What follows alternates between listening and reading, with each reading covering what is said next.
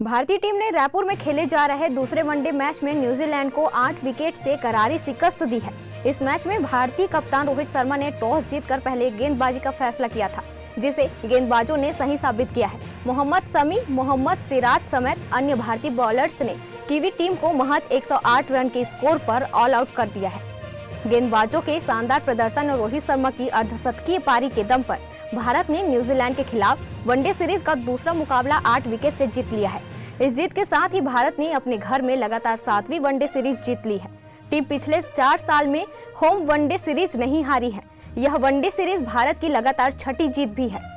बता दें कि रायपुर के शहीद वीरनारायण सिंह स्टेडियम पर भारत ने टॉस जीतकर बॉलिंग करने का फैसला लिया।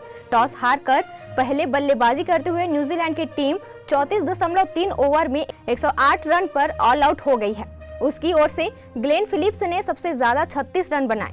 मिचेल सेंटनर ने 27 और पिछले मैच के शतकवीर माइकल ब्रेसवेल ने 22 रन बनाए। कीवी टीम के 8 बल्लेबाज 10 रन का आंकड़ा भी नहीं छू पाए। भारत के लिए शमी ने सबसे ज्यादा 3 विकेट लिए। हार्दिक पांड्या और वाशिंगटन सुंदर को दो विकेट लिए। मोहम्मद सिराज, शार्दुल ठाकुर और कुलदीप यादव को एक विकेट मिला। जवाब में भारत ने 20 ओवर में 2 विकेट पर जीत के लिए जरूरी रन बना डाले। कप्तान रोहित शर्मा अपना 48वां वनडे शतक बनाकर आउट हुए। रोहित ने शुभमन गिल के साथ 86 गेंद पर 72 रन की ओपनिंग पार्टनरशिप की। पिछली 5 पारियों में दोनों ने चौथी बार 50+ की साझेदारी की।